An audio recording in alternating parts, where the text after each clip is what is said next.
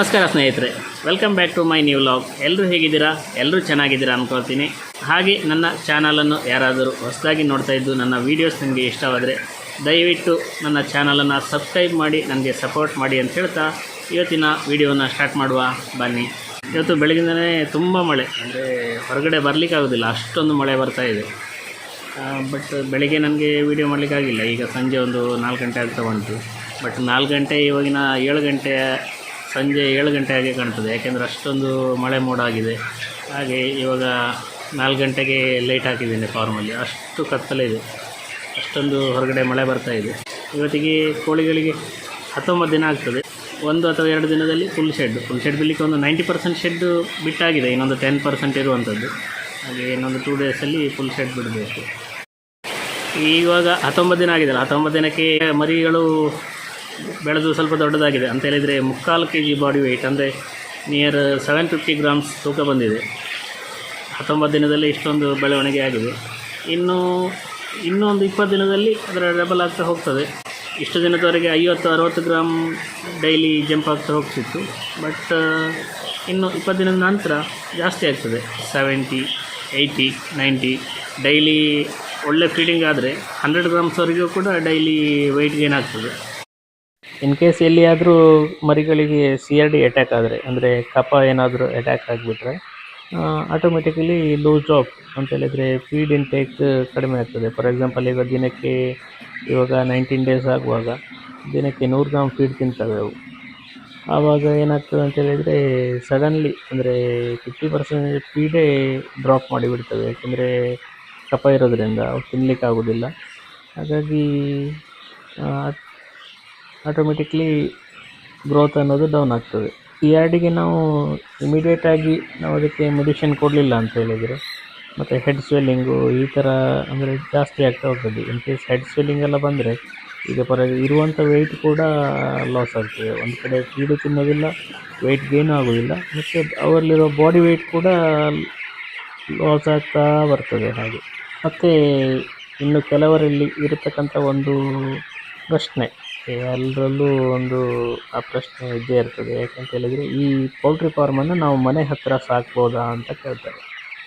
ಮನೆ ಎಷ್ಟು ದೂರ ಇರಬೇಕು ಫಾರ್ಮಿಗೂ ಮನೆಗೂ? ಇದರಿಂದ ಏನಾದರೂ ಸ್ಮೆಲ್ ಬರ್ತದಾ? ಹಾಗೆ ನಾವು ಮನೆಯಲ್ಲಿ ವಾಸಿಸಲಿಕ್ಕೆ ಸಮಸ್ಯೆ ಆಗ್ತದಾ ಅಂತ. ಖಂಡಿತವಾಗಿ ನಾವು ಫಾರ್ಮ್ ಮೇಂಟೆನೆನ್ಸ್ ಚೆನ್ನಾಗಿ ಮಾಡಿಕೊಂಡ್ರೆ ಯಾವುದೇ ಸಮಸ್ಯೆ ಆಗೋದಿಲ್ಲ. ನಾವು ಈಗ ಫಾರ್ ಎಕ್ಸಾಂಪಲ್ ನಮ್ಮದು ಇರುವಂಥದ್ದು, ನಮ್ಮದು ಮನೆ ಪಕ್ಕದಲ್ಲೇ ನಮ್ಮದು ಇವಾಗ ಶೆಡ್ಡಿಗೆ, ನಮ್ಮ ಮನೆಗೆ ಮತ್ತು ಶೆಡ್ಡಿಗೆ ಇರುವಂಥ ಡಿಸ್ಟೆನ್ಸ್ ಒಂದು 20 ಫೀಟ್ ಅಷ್ಟೇ. ಅಷ್ಟೊಂದು ಹತ್ತಿರದಲ್ಲಿದ್ದರೂ ಕೂಡ ನಮಗೆ ಏನೂ ಸಮಸ್ಯೆ ಇಲ್ಲ. ಬ್ಯಾಡ್ ಸ್ಮೆಲ್ ಆಗಲಿ ಏನು ಬರುವಂಥದ್ದಿಲ್ಲ. ಅದಕ್ಕೆ ಈಗ ಸ್ಮೆಲ್ ಬರುವಂಥದ್ದು ಹೇಗೆ ಅಂತ ಹೇಳಿದರೆ, ಈಗ ನೋಡಿ, ಈಗ ಕೋಳಿ ಡ್ರಿಂಕರಲ್ಲಿ ನೀರು ಕುಡಿತಾ ಇದ್ದಾವೆ. ನೀರು ಕುಡಿಯುವಾಗ ಒಮ್ಮೆ ಕುಡಿದಾಗ ಸ್ವಲ್ಪ ಒಂದು ಡ್ರಾಪ್ ಆದರೂ ಕೆಳಗೆ ಬೀಳ್ತದೆ. ಅದು ಕಂಟಿನ್ಯೂ ಅಂತೇಳಿದರೆ 40 ದಿನ ತನಕ ಬಿದ್ದು ನಾವು ಅದನ್ನು ರ್ಯಾಕಿಂಗ್ ಮಾಡಲಿಲ್ಲ ಅಂತೇಳಿದರೆ ಈ ಡ್ರಿಂಕರ್ ಅಡಿಭಾಗದಲ್ಲಿ ಕೋಳಿ ಈಗ ನೀರು ಕುಡಿಯುವಾಗ ಅಲ್ಲೇ ಕೋಳಿ ಇಕ್ಕೆಗಳು ಬೀಳ್ತವೆ, ಅದರ ಮೇಲೆ ನೀರು ಬೀಳ್ತದೆ. ಕೋಳಿ ಇಕ್ಕೆ, ನೀರು ಪ್ಲಸ್ ಈ ಭತ್ತದ ಹೊಟ್ಟು ಇವೆಲ್ಲ ಮಿಕ್ಸ್ ಆಗಿಬಿಟ್ಟು ಅಲ್ಲೇ ಕೊಳಿಲಿಕ್ಕೆ ಪ್ರಾರಂಭ ಆಗ್ತದೆ. ಆ ಕೊಳೆತು ಏನಾಗ್ತದೆ, ಅಲ್ಲಿ ಬ್ಯಾಡ್ ಸ್ಮೆಲ್ ಕ್ರಿಯೇಟ್ ಆಗ್ತದೆ. ಬ್ಯಾಡ್ ಸ್ಮೆಲ್ ಕ್ರಿಯೇಟ್ ಆಗಿಬಿಟ್ಟು ಅದು ತುಂಬ ಇವಾಗ ಇದರಲ್ಲಿ 50-60 ಡ್ರಿಂಕರ್ ಇರುವಾಗ ಒಂದೊಂದು ಶೆಡ್ಡಲ್ಲಿ ಎಲ್ಲ ಡ್ರಿಂಕರ್ ಅಡಿಭಾಗದಲ್ಲಿ ಕೊಳೆತಾಗ ಓವರಾಲ್ ಶೆಡ್ಡಿನ ಅಟ್ಮಾಸ್ಫಿಯರೇ ಚೇಂಜ್ ಆಗಿಬಿಡ್ತದೆ. ಆವಾಗ ಸ್ಮೆಲ್ ಆಟೋಮೆಟಿಕ್ಲಿ ಸ್ಮೆಲ್ ಬಂದೇ ಬರ್ತದೆ. ಆಗ ಏನಾಗ್ತದೆ, ಮನೆ ಹತ್ತಿರಕ್ಕೂ ಕೂಡ ಒಮ್ಮೆ ಗಾಳಿ ಬೀಸಿದರೂ ಕೂಡ ಆ ಸ್ಮೆಲ್ ಸರೌಂಡಿಂಗ್ ಒಂದು ಅರ್ಧ ಕಿಲೋಮೀಟ್ರ್ವರೆಗೂ ಅದು ಬರುವಂಥ ಚಾನ್ಸಸ್ ಇರ್ತದೆ. ಅದಕ್ಕೋಸ್ಕರ ನಾವು ಫಾರ್ಮ್ ಮೇಂಟೆನೆನ್ಸನ್ನು ಚೆನ್ನಾಗಿ ಮಾಡ್ಕೊಳ್ತಿರ್ಬೇಕು. ಡೈಲಿ ರ್ಯಾಕಿಂಗು, ಈ ಥರ ನೀರು ಬಿದ್ದಿದ್ದನ್ನು ಅಲ್ಲಿ ಅದರ ಅಡಿಗೆ ರ್ಯಾಕಿಂಗ್ ಮಾಡ್ಕೊಳ್ತಾ ಇದ್ದರೆ ಭತ್ತದ ಹೊಟ್ಟು ಕೊಳೆಯೋದಾಗಲಿ ಏನೂ ಸಮಸ್ಯೆ ಆಗೋದಿಲ್ಲ. ಇನ್ನು ಡ್ರಿಂಕರಲ್ಲಿ ನೀರು ಬೀಳೋದು ಅಂತ ಹೇಳಿದರೆ, ಈಗ ಎಲ್ಲಿಯಾದರೂ ಆ್ಯಕ್ಸಿಡೆಂಟ್ಲಿ ನೈಟ್ ಪವರ್ ಪ್ರಾಬ್ಲಮ್ ಆಗಿ ಪವರ್ ಕಟ್ ಆಯಿತು ಅಂತ ಹೇಳಿದರೆ, ಅದನ್ನು ರಾತ್ರಿಯಿಂದ ಬೆಳಗಾಗೋ ತನಕ ಪವರ್ ಸಪ್ಲೈ ಇಲ್ಲದಿದ್ದರೆ ಅಲ್ಲಿ ಕೋಳಿಗಳಿಗೆ ಫೀಡು ತಿನ್ನೋದೆಲ್ಲ, ಈಗ ನೀರು ಕುಡಿಲಿಕ್ಕೆ ಹೋಗೋದಿಲ್ಲ. ಡ್ರಿಂಕರಲ್ಲಿ ಸಣ್ಣ ಡ್ರಾಪಿಂದ ಡ್ರಿಂಕರ್ ಫುಲ್ಲಾಗಿ ಓವರ್ಫ್ಲೋ ಆಗುವಂಥ ಸ್ವಲ್ಪ ಒಂದು ಒಂದು ಡ್ರಿಂಕರಲ್ಲಿ 1 ಲೀಟ್ರ್ ನೀರಾದರೂ ಓವರ್ಫ್ಲೋ ಆಗ್ತದೆ. ಅದನ್ನು ನಾವು ಹಾಗೆ ಬಿಟ್ಟರೆ ಅದು ನೆಕ್ಸ್ಟಲ್ಲಿ ಭತ್ತದ ಹೊಟ್ಟಿನ ಜೊತೆ ಕೊಳೆತು ಸ್ಮೆಲ್ ಕ್ರಿಯೇಟ್ ಆಗ್ತದೆ. ಅದಕ್ಕೆ ನಾವು ಅವಕಾಶ ಕೊಡಬಾರ್ದು.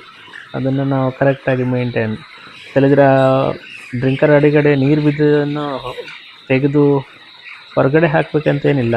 ಅದು ಬಾಕಿ ಉಳಿದ ಜಾಗದಲ್ಲಿ ಡ್ರೈ ಭತ್ತದ ಹೊಟ್ಟು ಇರ್ತದೆ, ಅದನ್ನು ಇದ್ರ ಜೊತೆ ಮಿಕ್ಸ್ ಮಾಡಿಬಿಟ್ರೆ ಅಲ್ಲಿ ಕ್ರಮೇಣ ಅದು ಡ್ರೈ ಆಗ್ತದೆ, ಹಾಗೆ ಸ್ಮೆಲ್ ಕ್ರಿಯೇಟ್ ಆಗೋದಿಲ್ಲ, ಹೊಳೆಯುವುದೂ ಇಲ್ಲ.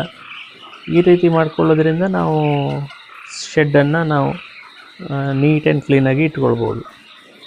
ಈ ಬ್ರಾಯ್ಲರ್ ಫಾರ್ಮಿಂದ ಏನೇ ಸಮಸ್ಯೆ ಬರೋದಿಲ್ಲ, ಯಾಕೆ ಸ್ಮೆಲ್ಲು ಅಥವಾ ಏನಿರೋದಿಲ್ಲ. ಯಾಕಂತ ಹೇಳಿದರೆ ಇದು 45 ಡೇಸ್ ಆಗೋದ್ರೊಳಗೆ ಒಂದು ಬ್ಯಾಚ್ ಕಂಪ್ಲೀಟ್ ಆಗಿ ಓವರಾಲ್ ಇದರ ಗೊಬ್ಬರ, ಭತ್ತದ ಹೊಟ್ಟಿನ ಗೊಬ್ಬರ ಕೂಡ ಕ್ಲಿಯರಾಗಿ ಫಾರ್ಮ್ ಶೆಡ್ಡನ್ನು ನೀಟಾಗಿ ತೊಳೆದು ಅದಕ್ಕೆ ಸುಣ್ಣ ಇದೆಲ್ಲ ಹೊಡೆಯೋದ್ರಿಂದ ಅಲ್ಲಿ ಯಾವುದೇ ಕೂಡ ಸಮಸ್ಯೆ ಆಗೋದಿಲ್ಲ. ಇನ್ನು ಲೇಯರ್ ಫಾರ್ಮ್ ಆದರೆ, ಅಂದರೆ ಈ ಮೊಟ್ಟೆ ಕೋಳಿ ಸಾಕುವಂಥ ಫಾರ್ಮ್ ಆದರೆ ಅದು ಮನೆ ಹತ್ತಿರ ನಮಗೆ ಮಾಡಲಿಕ್ಕೆ ಆಗೋದಿಲ್ಲ, ಅದಕ್ಕೆ ಸಮಸ್ಯೆ ಆಗ್ತದೆ. ಯಾಕೆಂತೇಳಿದರೆ ಅದರ ಲೈಫ್ ಇರುವಂಥದ್ದೇ 1-1.5 ವರ್ಷ ಈ ರೀತಿ ಅದನ್ನು ಬೆಳೆಸ್ತಾರೆ. ಅದರ ಗೊಬ್ಬರ ಅಲ್ಲೇ ಸ್ಟಾಕ್ ಆಗಿರ್ತದೆ, ಅದರ ಗೊಬ್ಬರ ತೆಗೆಯುವಂಥದ್ದೇ 6 ತಿಂಗಳು, ವರ್ಷಕ್ಕೊಮ್ಮೆ ತೆಗೆಯುವಂಥದ್ದು. ಅಲ್ಲಿ ಅದು ಅದರ ಜೊತೆ ಕಳೆತು ಅಲ್ಲಿ ಸ್ಮೆಲ್ ಬರ್ತದೆ. ಆ ಲೇಯರ್ ಫಾರ್ಮ್ ಹತ್ತಿರ ನಮಗೆ ಮನೆಯಲ್ಲಿ ವಾಸಿಸಲಿಕ್ಕೆ ಕಷ್ಟ ಆಗ್ತದೆ. ಈ ಬ್ರಾಯ್ಲರ್ ಪೌಲ್ಟ್ರಿ ಫಾರ್ಮಿಂದ ಒಂದು 0.5% ಕೂಡ ಸಮಸ್ಯೆ ಇಲ್ಲ ನಮಗೆ. ಈ ನಮ್ಮ ಬ್ರಾಯ್ಲರ್ ಪೌಲ್ಟ್ರಿ ಫಾರ್ಮ್ ಅನ್ನೋಂಥದ್ದು ಇದು ಕೃಷಿ ಆಧಾರಿತ. ಇದಕ್ಕೆ ಪೊಲ್ಯೂಷನ್ ಬೋರ್ಡಿಂದ ಯಾವುದೇ ಲೈಸೆನ್ಸ್ ಕೂಡ ಯಾವುದೂ ಬೇಕಾಗಿಲ್ಲ. ಇದು ಕೃಷಿಯ ಒಳಗಡೆ ಬರುವಂಥದ್ದು ಒಂದು ಉದ್ಯಮ. ಅದೇ ಲೇಯರ್ ಫಾರ್ಮ್ ಆದರೆ, ಈ ಮೊಟ್ಟೆ ಕೋಳಿ ಸಾಕಾಣಿಕೆ ಇದೆಯಲ್ಲ, ಇದು ಕಮರ್ಷಿಯಲ್ ಆಗಿ ಬರ್ತದೆ. ಅದಕ್ಕೆ ನಮಗೆ ಪೊಲ್ಯೂಷನ್ ಬೋರ್ಡ್ ಅವರ ಲೈಸೆನ್ಸ್ ಬೇಕಾಗ್ತದೆ. ಯಾಕಂತೇಳಿದರೆ ಅದು ಇರುವಂಥದ್ದೇ ಹಾಗೆ, ಅದರ ಗೊಬ್ಬರ ಎಲ್ಲ ಅಲ್ಲೇ ಸ್ಟಾಕ್ ಆಗಿರೋದ್ರಿಂದ ಅದರಿಂದ ನಮಗೆ ಸ್ಮೆಲ್ಲು, ಅಕ್ಕಪಕ್ಕದವರಿಗೆ ಸ್ಮೆಲ್ ಜಾಸ್ತಿ ಇರ್ತದೆ.